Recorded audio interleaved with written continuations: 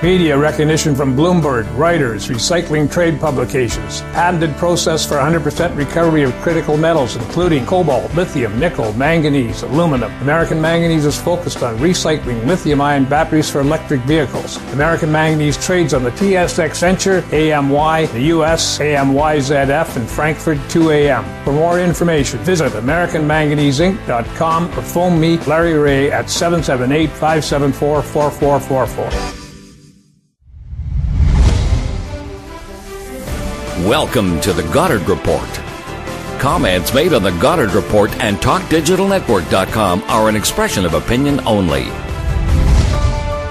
Here is Jim Goddard. My guest is investigative reporter Spencer Fernando. You can find his articles at SpencerFernando.com. Welcome back to the show, Spencer. Good to be here.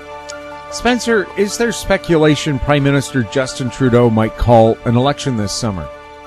Yeah, there are some people thinking that. I've seen a few articles and just people anecdotally talking about it. I don't think the government has said anything about that officially, and they wouldn't until, and if they decided to do it. But there's definitely, I think, a temptation on their part. If Trudeau thinks he's getting a bit of a pull boost from the trade dispute with Donald Trump, and if they're looking at the economic numbers, it's likely the economy is going to keep getting weaker in the next year and a half, then they would probably think this might be the best time for them to go. Is it rare for a prime minister to take a look at nationalistic feelings because Canadians are feeling more united? I know that happens a lot. I mean, John Chrétien definitely benefited from that when he opposed the Iraq War. It's been used by other politicians. Paul Martin campaigned on that kind of sentiment a little bit too. I think it works for a little bit, but then people start to kind of tire of it. It's one thing to, stand up for your country, but if the results aren't there and if it just starts to seem like a political tactic, then I think people wise up pretty quick. Do you think if there is an election, he's going to pull out all the quotes from the opposition leaders supporting him?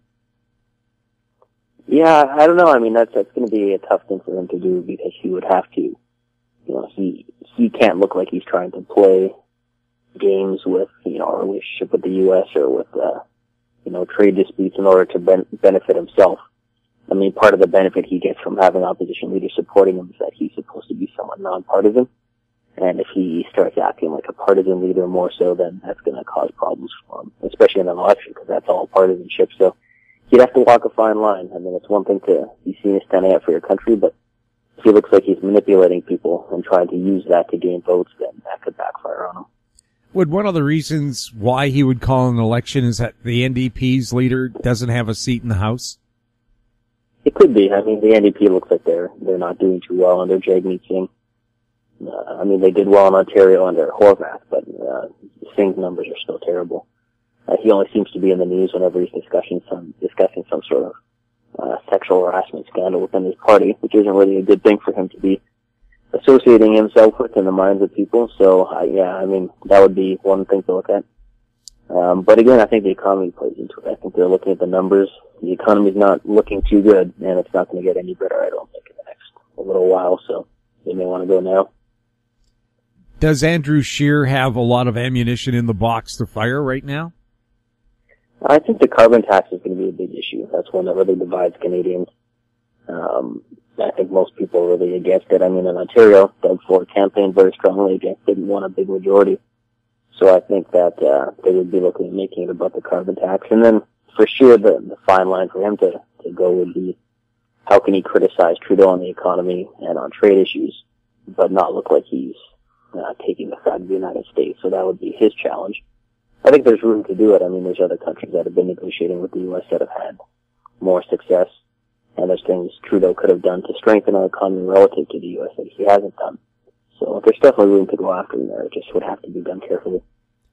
A lot of talk has been made about the $7,000 swing set at the Prime Minister's official residence.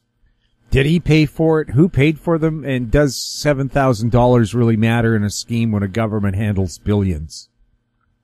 Well, I think that it wasn't just a swing set that was an issue. There was also a lot of other stuff taxpayers paid for, including cleaning up, I think, a ski trail or something. And the cost seemed to have definitely gone up from when Harper was in there. So I think there's a few things. One, Trudeau is known to be very wealthy himself, so I think when people find out that there's stuff like that isn't being paid for by him, then it's concerning.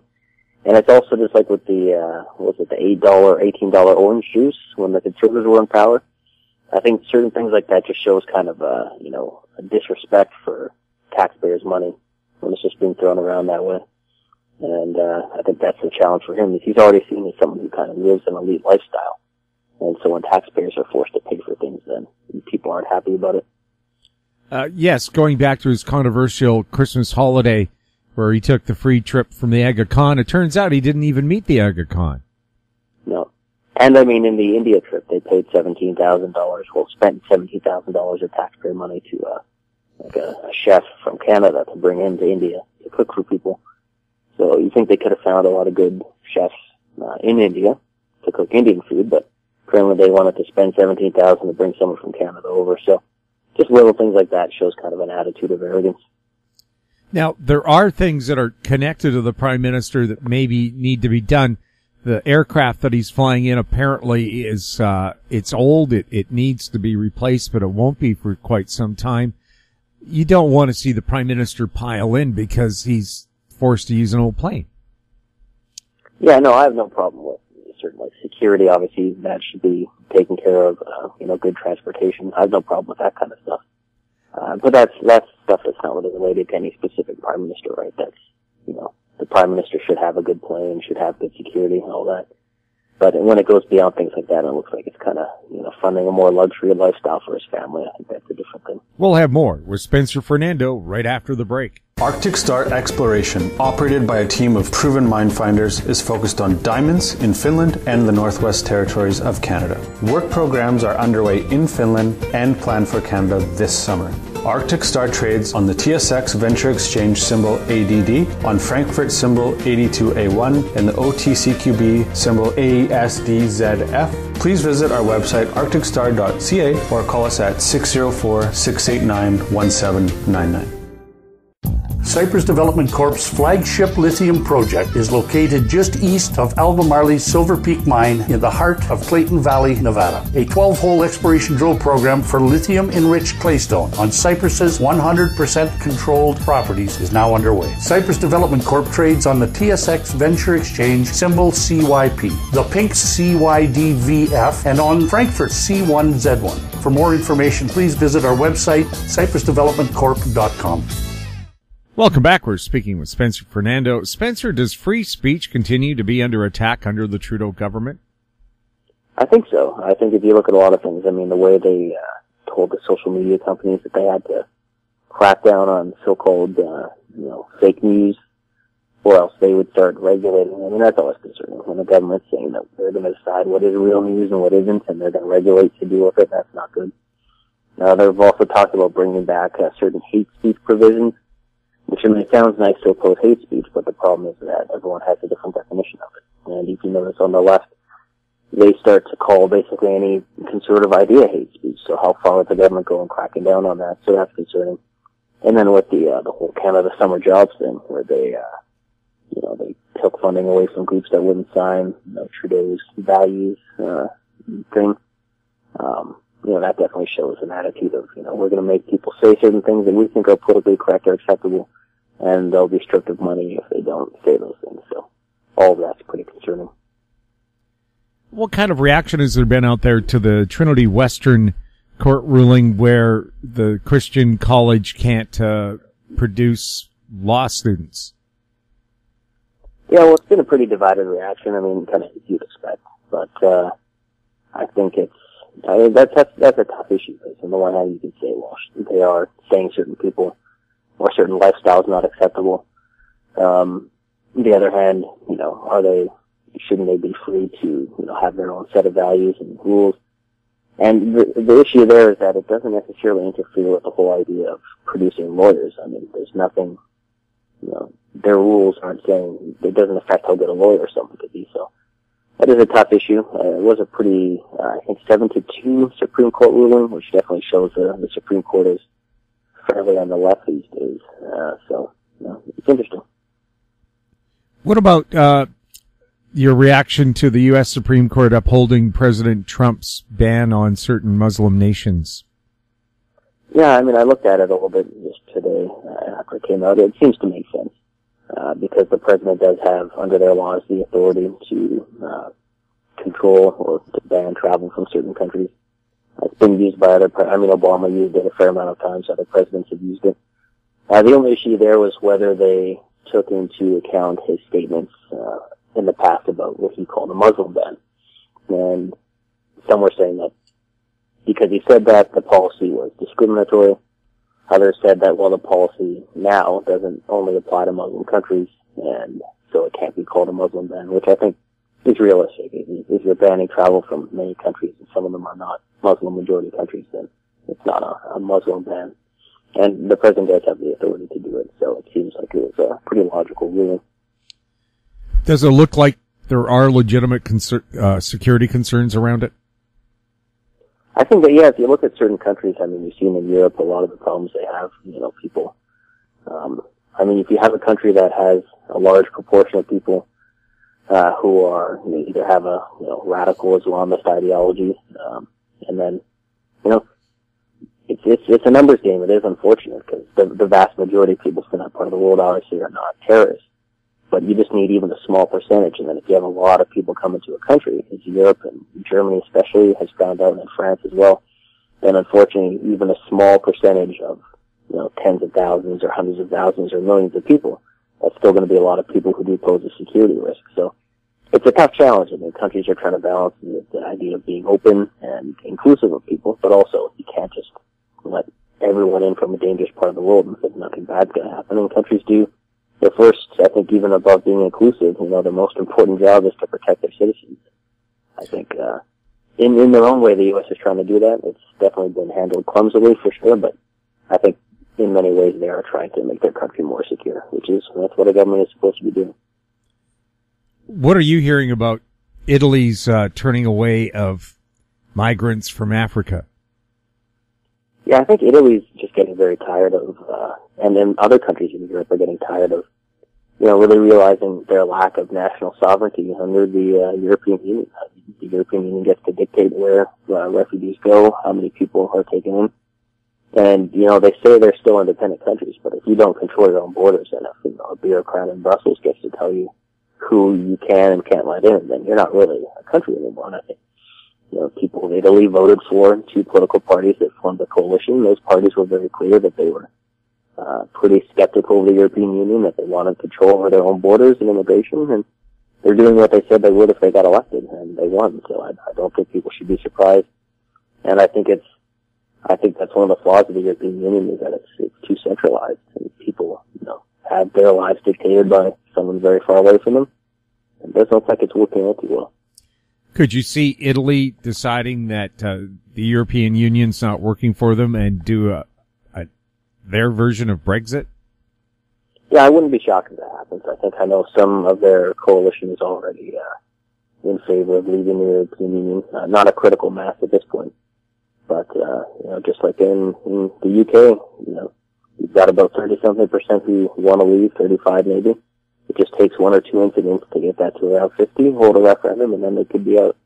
And I think if Italy left, then you'd really start to see the EU start to really disintegrate. I mean, at some point you can only accept so many people leaving before you realize maybe it's not working out. Well, countries like Greece and Italy, where their economies aren't doing all that well, being able to have a lower valued currency would probably help improve their tourism, that's for sure. Could you see them just asking maybe we should just bring back our own currencies?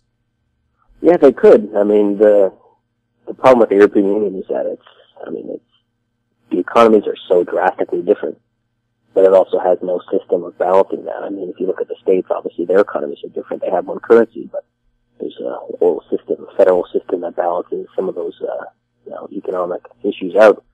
The EU doesn't have that at all. So, I mean, it benefits Germany big time because Germany gets to, it's basically if they have a devalued currency and they still get all the advantages of their manufacturing sector, and they get to sell things for way more than, they would be otherwise, and also lower their labor costs relative to the southern countries especially. So Germany benefits from it, and they also have the most political control. And Italy, Spain, Greece don't benefit from it. They don't have much influence there at all. And, people are starting to push back on that. We'll have more with Spencer Fernando right after this. I'm Greg Johnston, CEO of Carl Data Solutions, an industrial Internet of Things company that provides big data solutions for monitoring critical infrastructure. Carl Data offers machine learning and predictive analytics features through our cloud-based applications to deliver key asset-saving operational insights from massive amounts of data. Carl Data trades on the CSE symbol CRL and the pink symbol CDTAF. For more details on Carl Data, please visit carlsolutions.com. Don't miss out. Stay informed. Receive the HowStreet.com weekly recap with thought-provoking podcasts, radio, and articles delivered to your inbox. Sign up for the HowStreet.com weekly recap on our homepage at HowStreet.com. Welcome back. We're speaking with Spencer Fernando. Spencer, what challenges are facing Premier Doug Ford and the new Ontario Conservative government who are being sworn in this week? Well, there's going to be a lot of challenges. The biggest one is the debt. Ontario has a huge, the biggest subnational debt in the world. That's a big problem. Budget deficits, I'm sure they're going to get in and realize that the Liberals were using some interesting accounting methods to make it look like the deficit wasn't that bad, so that'll be something to deal with.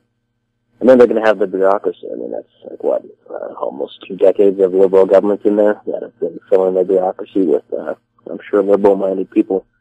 So even when they do start making changes, I'm sure they're going to get a lot of internal pushback, people slow-walking things, people sabotaging what they're doing.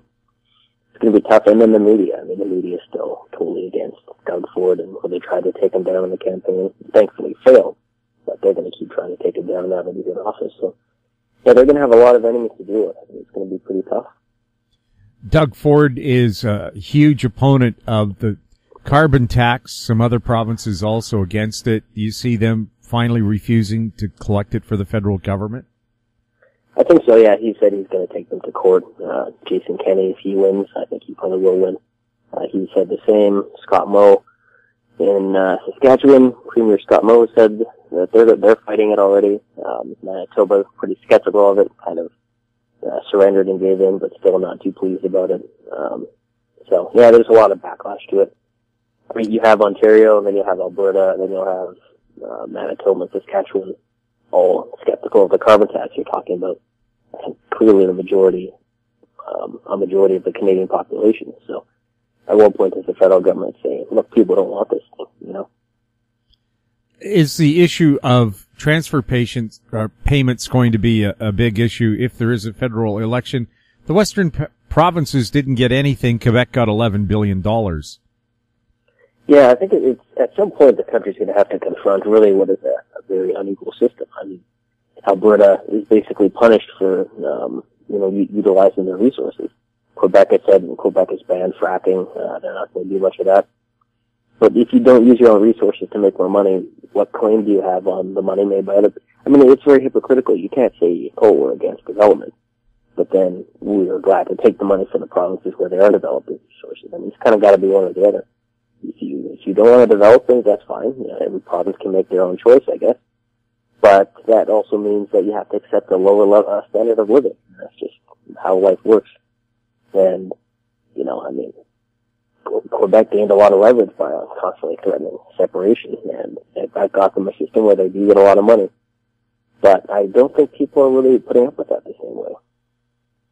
Could you see a Western Canadian separatist movement form because of this? Maybe a small one. I don't think it would necessarily reach a critical mass, but I think you'll see Canadian politics get more aggressive. And I think we're already seeing a level of, anger in Canadian politics. It hasn't quite reached what it is in the States, but I think that's the direction it's heading in. Because when you have millions of people who feel like they're basically, and rightfully feel like they're basically just being used as a piggy bank for other parts of the country, then people don't just sit around and accept that for a long time. So I think Stephen Harper, his time in power, definitely reduced the chance of Western separatism, but the longer Trudeau is in, certainly that movement will gain some steam, and just the level of anger will grow. Are the auto industry, energy, and lumber the real trade targets for President Trump? It looks like it. I think especially the auto industry. I think the one mistake most people have made dealing with Trump is that they assumed that he was just kind of kidding about all the things he said in the campaign. Like, oh, he's not really about rebalancing trade. He's not really going to impose tariffs. He's not really going to do those things. And I think it's because most politicians are used to just campaigning on one thing and then doing what the elites want once they get into office. And Trump, I mean, for better or worse, he's doing what he said he would do. And people who are dealing with that need to kind of wake up and realize he does intend to keep his campaign promises. And he does feel the U.S. has gotten a raw deal. And Canada, we're in a tough position. I mean, if the auto industry shifts out of Canada back into the U.S., then that's going to devastate our economy. I mean, not just a recession, but it would be a huge economic problem. So I think the government needs to wake up and realize, I mean, their approach has basically been to try to be nice to Trump to his face, but then send ministers into the U.S. to talk to, I guess, the never Trump Republicans and Democrats and kind of lecture the U.S. about what their values are supposed to be. But that doesn't seem to be working too well. I think they need to realize that, the U.S. is serious. They need to get serious. They need to get rid of the carbon tax, cut business taxes, cut personal taxes to help our economy grow and fight off the U.S. somewhat in terms of competition for investment. But yeah, they keep seemingly hoping that Trump will just stop trying to do all the things he said he would do in the campaign, and it doesn't look like that's going to happen. Would Andrew Scheer be more successful in dealing with President Trump than Trudeau?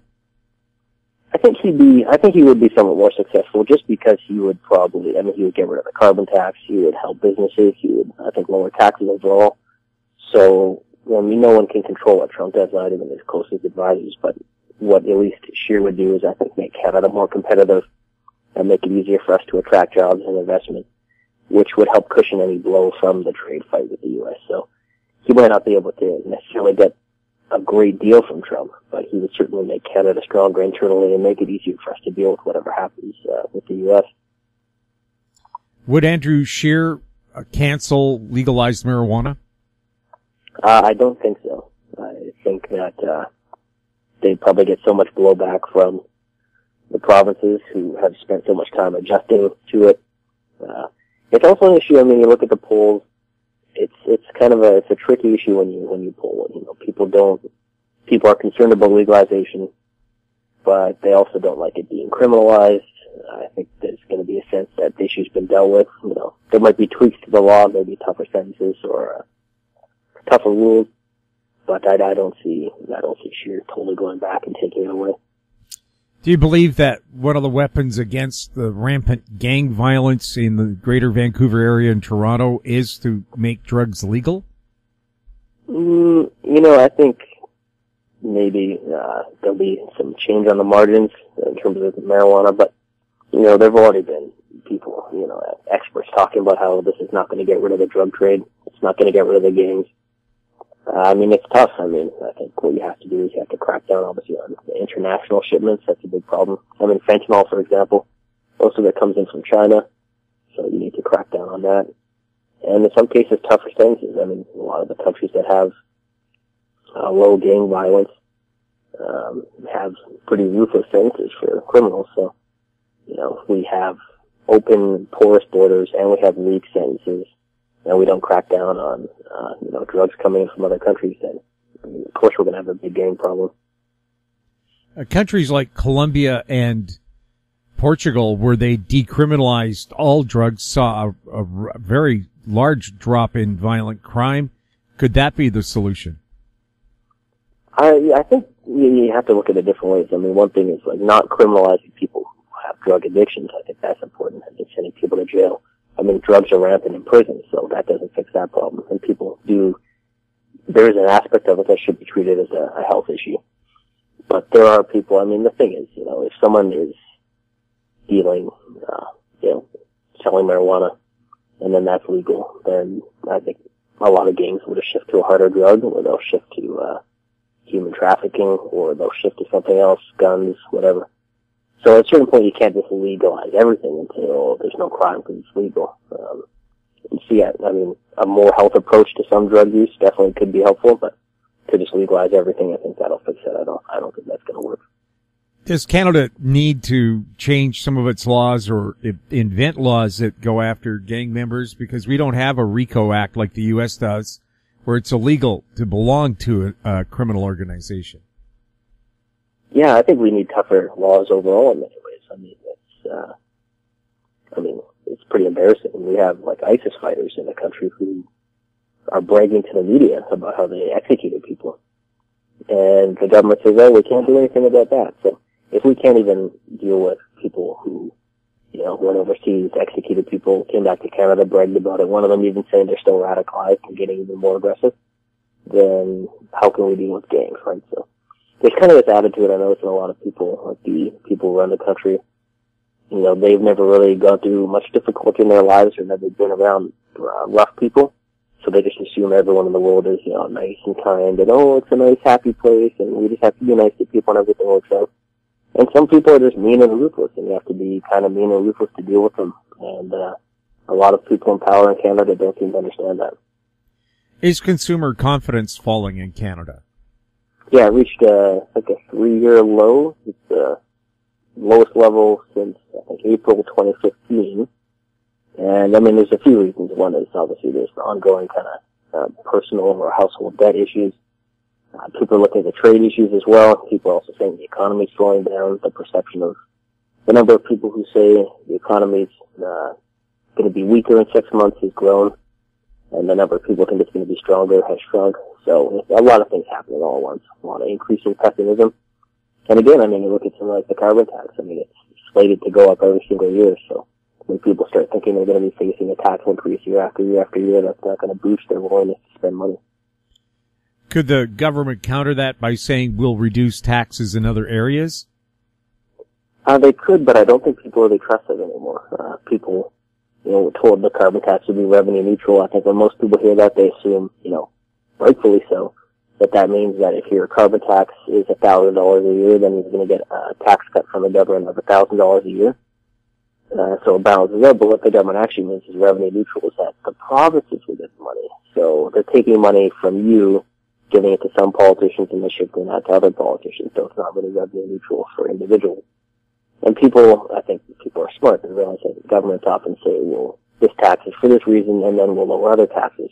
But the tax just stays in forever, and they don't lower other ones. So I think people kind of caught on to the con there. Why are Canadian troops being sent to Mali, which even the military admits isn't really a peacekeeping mission? I think it's because Trudeau wants a Security Council seat, and if he doesn't send troops to Mali, then he can't look good and get the Security Council seat he wants. I think it's really a vanity project, which is unfortunate because it's been billed as a peacekeeping mission, but it really isn't.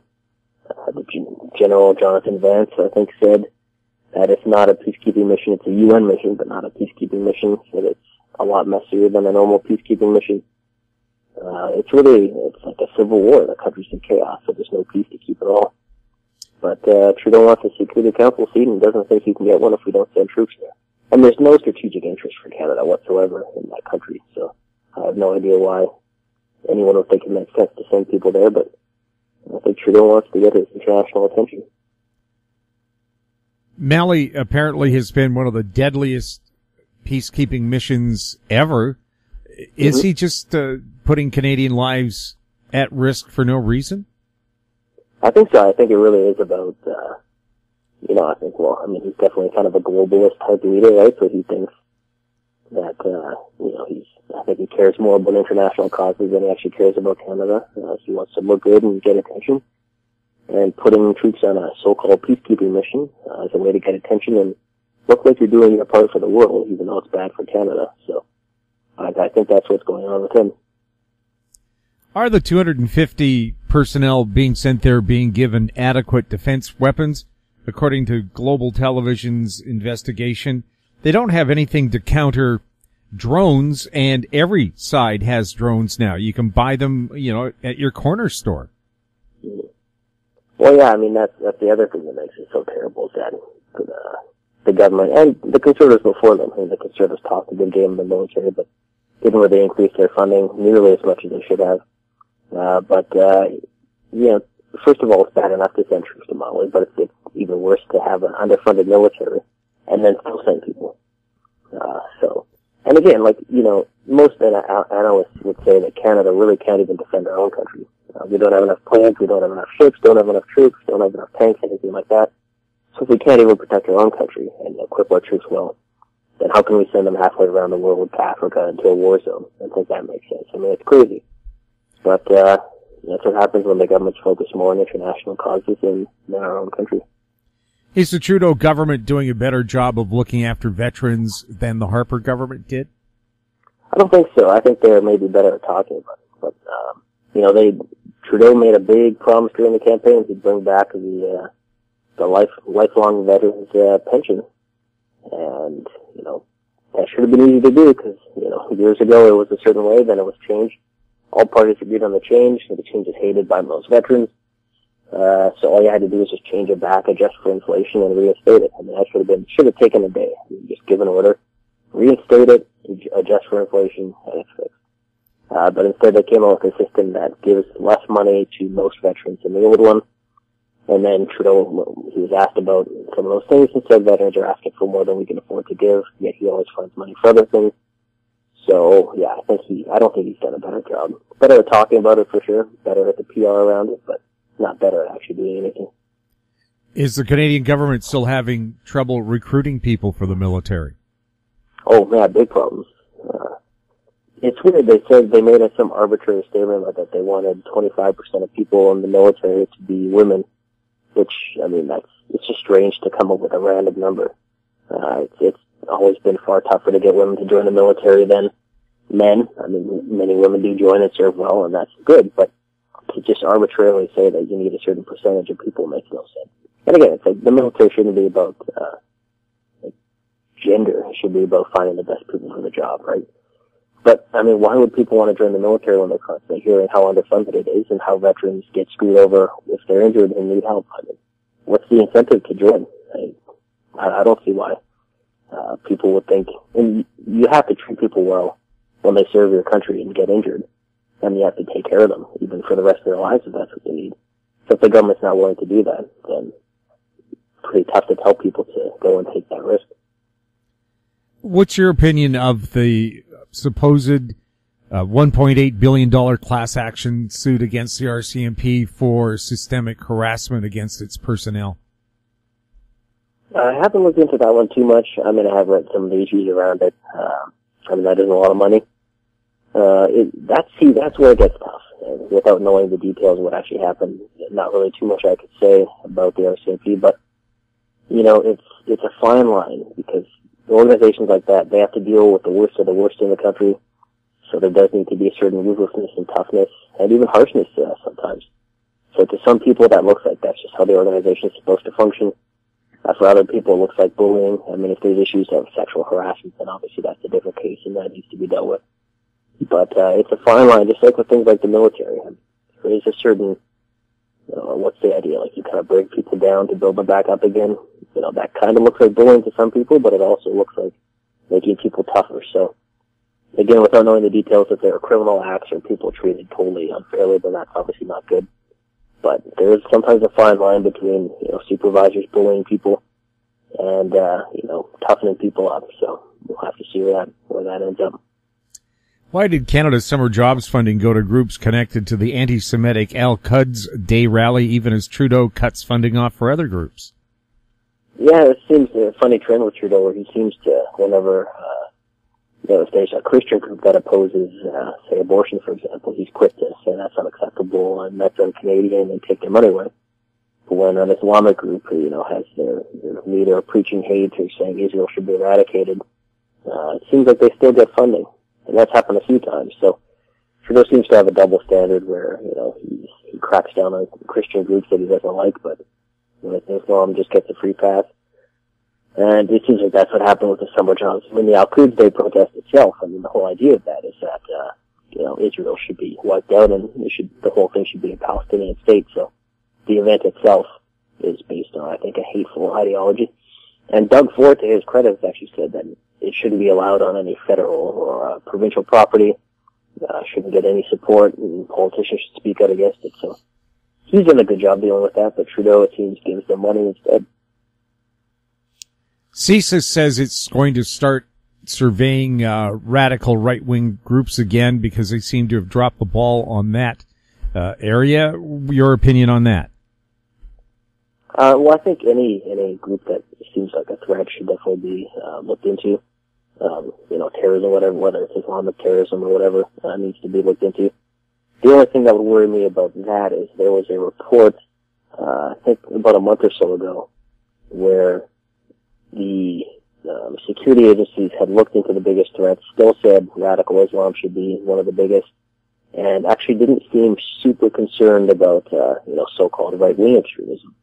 But then it seems like their report was altered by the government, or they got pressured by the government, the Trudeau government, the political arm, to increase the perceived threat of right-wing groups. And so that kind of goes back to the whole hate speech thing I talked about before. Obviously, if groups are threatening violence, they're dangerous and need to be dealt with.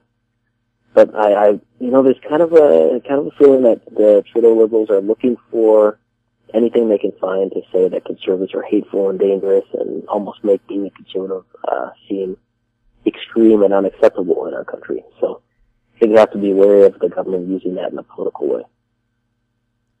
I was just going to ask about that. Could you see it being used politically if an election were called this summer unexpectedly?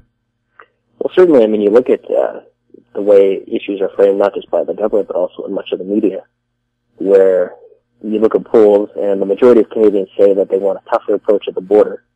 And then there'll be a protest against illegal immigration. There'll be one group saying we need to enforce our border laws, and then another group saying, oh, nobody's illegal, open borders, blah, blah, blah. And then the media will report that as like far-right protesters versus anti-racist protesters. So already delegitimizing the idea, even when all of those protesters are probably the ones who want a tougher border, are actually speaking for the majority of people in the country. So that's kind of the spin that I could see getting thrown on some things where the Trudeau Liberals would. And you also see people trying to blur the line between legal and illegal immigration, where someone protests against illegal immigration and they just call them an anti-immigration protester. And I could see the Trudeau Liberals saying, well, that anti-immigration, that's hateful, and anyone opposing, our open borders or our lack of border security, that's spreading hate, that's not allowed. So I think it's definitely a concern. How bad is the problem for Canada? We see some television footage of people just walking across the border in Quebec and Manitoba. How many hundreds or thousands of undocumented immigrants are we expected to see this summer? Well, I mean, it's definitely going to be thousands, probably tens of thousands, worse than last year, I think.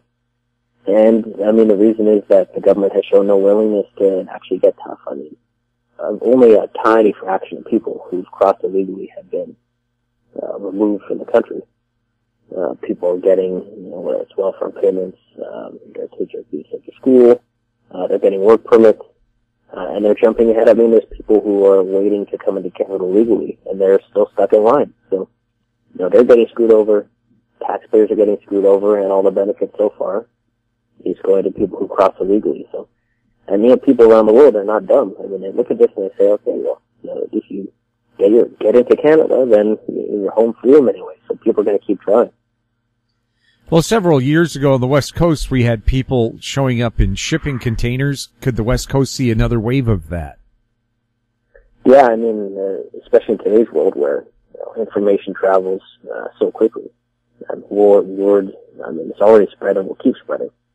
Canada's a pretty easy country to get into illegally, and there's not much of a punishment if you do so. So, you're going to see more and more people try. I mean, the world is seeing an increase in migration and increase in illegal migration. And if Canada starts to stand out as a country that's open for that, then, it's very interesting, you see people like Trudeau, they'll often say, oh, Canadians were so much more welcoming than Americans, and kind of use that as kind of a way to, I guess, so he can look better than the States or something to boost himself politically. But Canada's never really faced a huge illegal migration crisis, so we don't really know how open our country is until that actually happens. And I mean, I just tweeted a few hours ago, nothing will damage support for legal immigration more than attempts to make legal and illegal immigration seem like the same thing. People don't like that. Spencer, thank you so much for chatting with us. Yeah, good talking to you. My guest has been investigative reporter Spencer Fernando. You can find his articles at spencerfernando.com. You're listening to the Goddard Report on TalkDigitalNetwork.com. Find us on Twitter at TalkDigitalNet. Our popular YouTube channel is Talk Digital Network. Questions for the show or our guests can be sent to info@HowStreet.com. I'm Jim Goddard. Thanks for listening. Comments made on the Goddard Report and TalkDigitalNetwork.com are an expression of opinion only. The Goddard Report is available online and mobile at TalkDigitalNetwork.com. The Goddard Report is a production of Howe Street Media Incorporated.